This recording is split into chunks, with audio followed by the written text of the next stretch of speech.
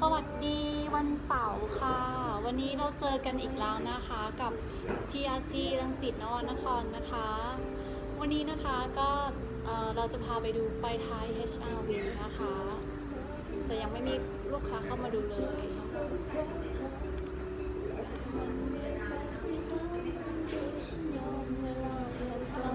ขออนุญาตแชร์แป๊บนึงนะคะ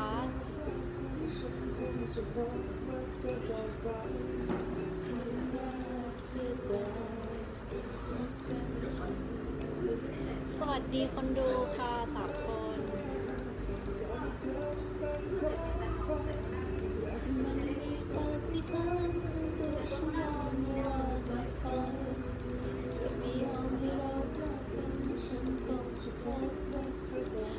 เดี๋ยวฟังแม่ค้าร้องเพลงไปก่อนนะคะ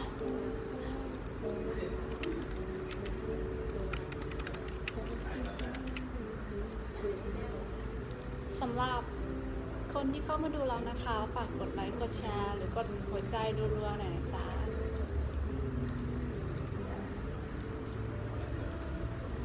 ตอนนี้ช่างติดตั้งใกล้เสร็จแล้วนะคะรอแป๊บหนึ่งนะคะ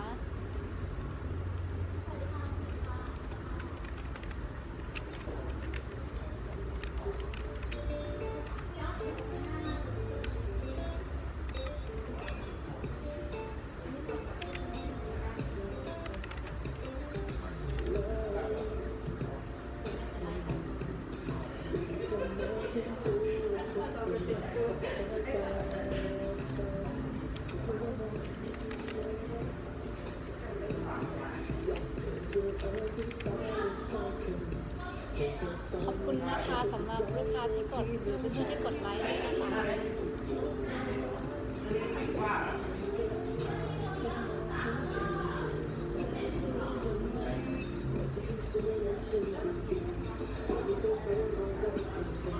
เดี๋ยวเราไปดูกันเนาะแชร์เสร็จแล้วเดี๋ยวต้องอีกชิ้นกิ๊บยังไม่ได้กดอะไรเลยใช่ไหมยังไม่ได้กดอะไรเลยใช่ไหมแชร์ไปแล้วเชื่อพี่เจมแป๊บนึงนะคะหารองเท้าก่อนเดี๋ยวเรามาดูกันนะคะว่าติดตั้งออกมาแล้วเป็นยังไงนะคะตอนนี้ช่างก็สอบถามได้เลยนะคะนี่นะคะไฟท้าย HRV นะคะตัวใหม่นะคะตัวนี้จะเป็นไฟเรลวิ่งนะคะสังเกตได้ว่าเส้นไดรฟ์บาร์เนี้ยจะสวยจะใหญ่กว่าเดิมซึ่งจะทำให้ความสว่างนี้ไม่ต้องพูดถึงเลยคือสว่างมากนะคะสอบถามได้เลยนะคะลูกค้าที่ถามอะไรหน่อยครับนี่นะคะช่างก็กำลังเก็บไฟอยู่นะคะเหลือต่อทับพิมพ์อย่างเดียวนะคะเดี๋ยวเราจะเอาตัวเก่าเทียบให้ดูด้วยเนาะอันนี้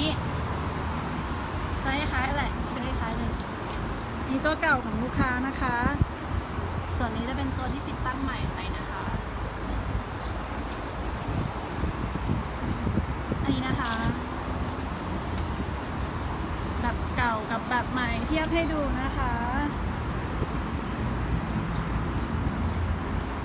ตอนนี้ช่างก็กำลังเก็บไฟอยู่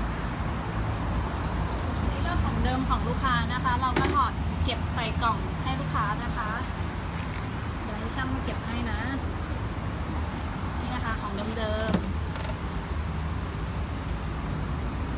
จะไปดูของใหม่ด้วยว่าเป็นยังไงตอนนี้คนดูน้อยอยู่เลยสงสัยเช้าอยู่วันนี้เป็นวันหยุดวันนี้วันหวยออกดิอุ้ยสวัสดีค่ะวันหวยออกลูกค้าท่านใดมีเลขเด็ดแชร์มาได้ลูกค้าคนไหนนะคะมีเลขเด็ดนะคะสามารถให้ช่างได้นะคะช่างขอเลขเด็ดนะคะแต่ทะเบียนรถลูกค้าป้ายแดงนะเนี่ยทะเบียนป้ายแดงใจเฮงๆวันนี้ขอให้ถูกหวยกันทุกคนนะคะถูกหวยแล้วอย่าลืมมาแต่งรถกันด้วยนะคะ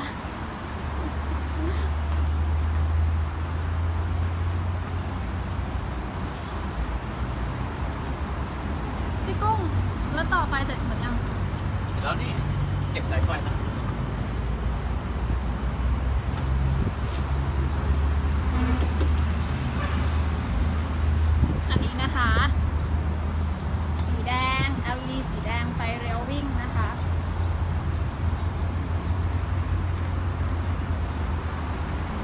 ก็มีงานติดตั้งวันเสาร์เนาะวันเสาร์ก็งานติดตั้งเยอะถ้าลูกค้าจะมาวันเสาร์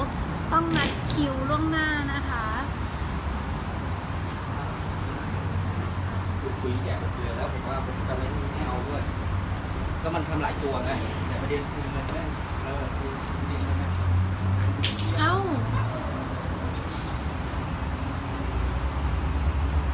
พี่กุ้งเสียบให้หนูลองไปก่อนได้ไหมแล้วหนูจะเข้าไปทำอะไรไรอ่ะ เปิดได้เลยตอนนี้เดี๋ยวหมดละ ติดลงมาเด่นติดลงมาก่อนเดี๋ยวเราลองไปให้ดูกันก่อนนะคะผมมีสเกิร์ตข้างของ JK รับใส่หรือเปล่าถ้าเป็นงานนอกนะคะทางร้านไม่รับติดตั้งทุกอย่างนะคะทุกงานเลยนะคะ ถ้างานที่ไม่ได้ซื้อกับทางร้านนะคะทางร้านจะไม่รับติดตั้งเลยนะคะ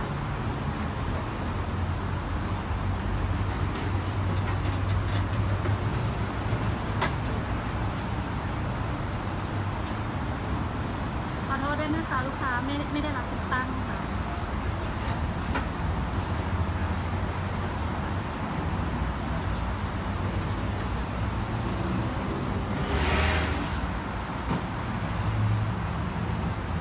สวัสดีคนดู7 คนนะคะ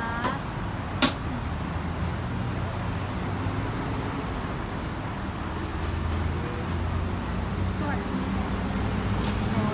คนดู7 คนนะคะ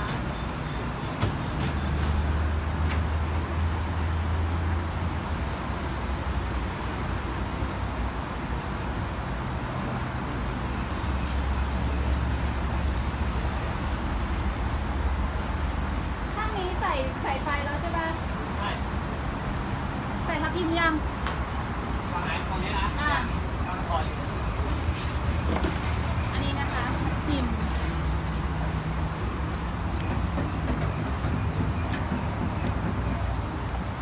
นี่นะคะทับทิมที่เราจะไปใส่ นี่เดี๋ยวเราจะเทียบของเดิมให้ดู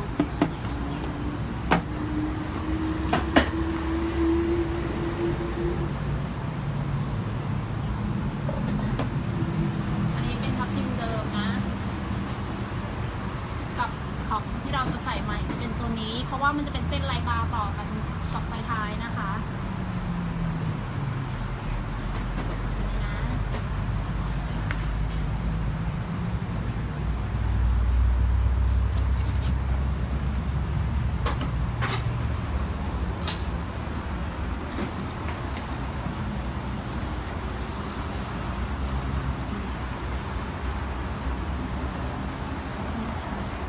นี่ของเดิม อันนี้ไม่มีการตัดต่อสายไฟนะคะ ลูกค้าไม่ต้องห่วงเรื่องสายไฟที่เราไม่ได้ตัดต่อสายไฟเลยนะคะ มีแต่เดิมเพิ่ม ก็คือเรามีสายต่อมาให้เรียบร้อยนะคะ ไม่ได้ตัดต่อสายไฟ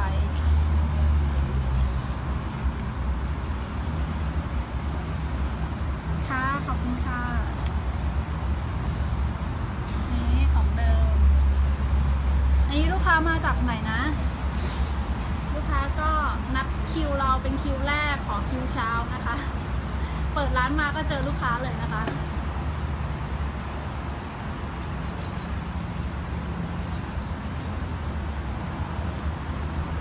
เราลองอ่อนติดได้ป่ะพี่กุ๊กติดก่อนได้แล้ว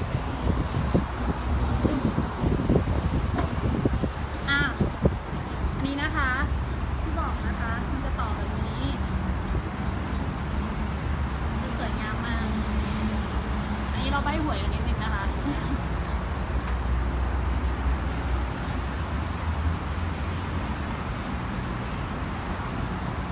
นี่นะคะ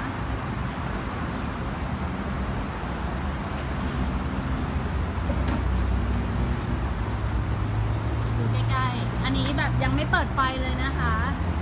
เส้นลายบาร์ก็จะใหญ่ขึ้นนี่นะคะ เส้นลายบาร์จะใหญ่ขึ้นปีใหม่นี้จัดโปรหรือเปล่าตอนนี้ยังไม่มีโปรนะคะไม่แน่ใจถ้ามีโปรเราจะรีบโพสต์ให้นะคะหน้าเพจลูกค้าต้องติดตามหรือว่าจะแชร์ไปในกลุ่มให้นะคะ ถ้ามีจัดโปรนะคะแต่คร่าวๆตอนนี้ยังไม่มีนะคะ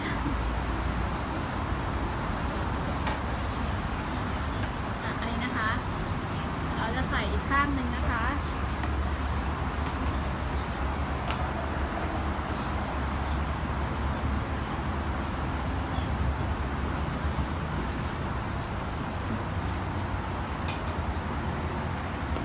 อันนี้ออกมานานยัง เมื่อ2 เดือนแล้วครับ มีเลขออกไปยัง ไม่ออก เดี๋ยวจะซื้อตามวันนี้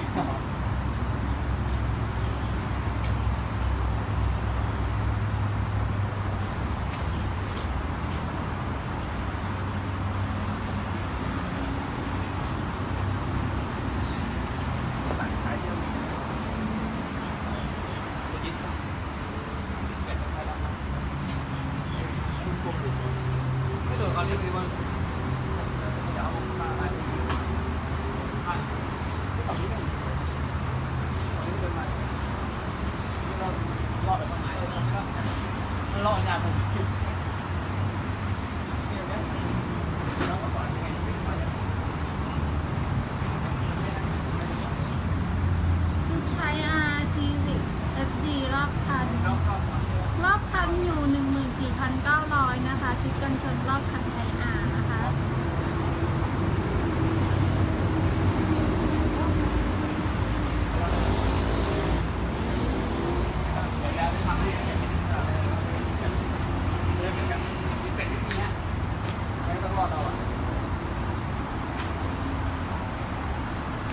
อันนี้ช่างก็ใส่อีกข้างหนึ่งนะคะ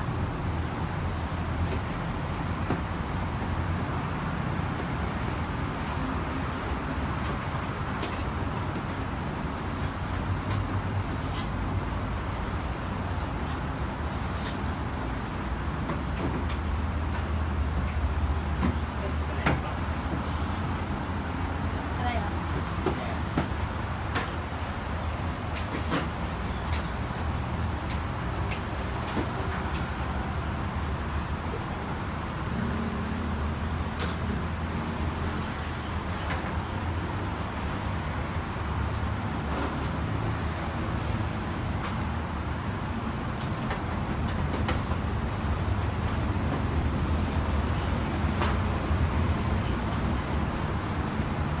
พี่กุ้งต่อไฟลองไฟให้ดูก่อนมันนานแล้ว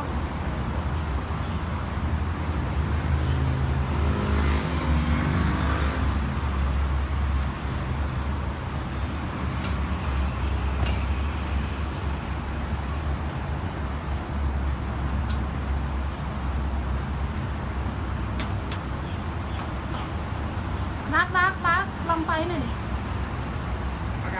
เสร็จละปิดฝาลงก่อน มาแล้วถึงตอนลองไฟนะคะ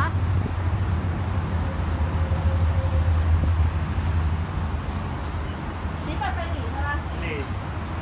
ตอนนี้เราเปิดไฟหลีอยู่นะคะ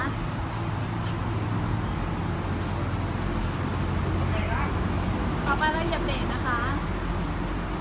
เบรกก็จะสว่างขึ้นนะคะ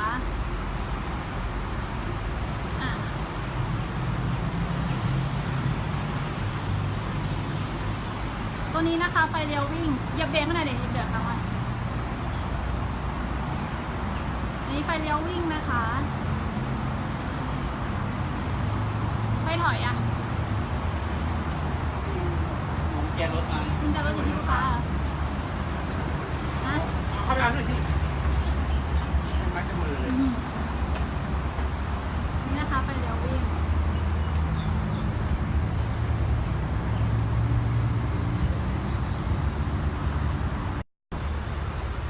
เอ้ยเดี๋ยวหมุนกลับมานะ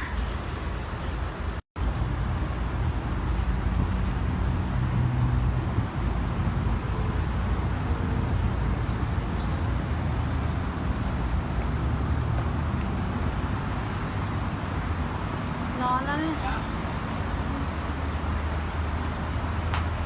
อันนี้ลองให้ดูทุกสเต็ปเลยนะคะ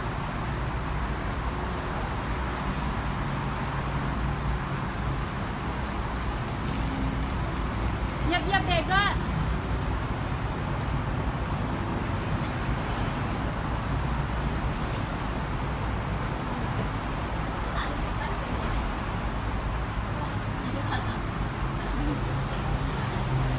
ใช้เสร็จแล้ว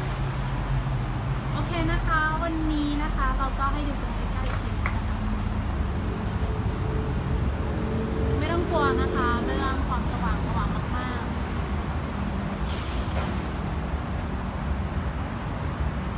ใกล้ๆ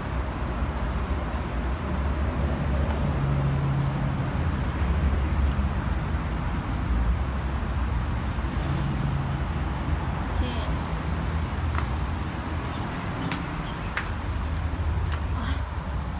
ร้อนจังเลย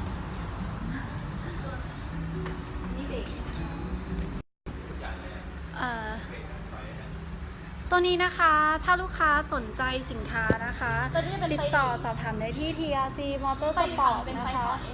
แล้วก็ถ้าเกิดมี ทุกสาขานะคะ วันนี้เจอกันแค่นี้ก่อนนะคะ บ๊ายบาย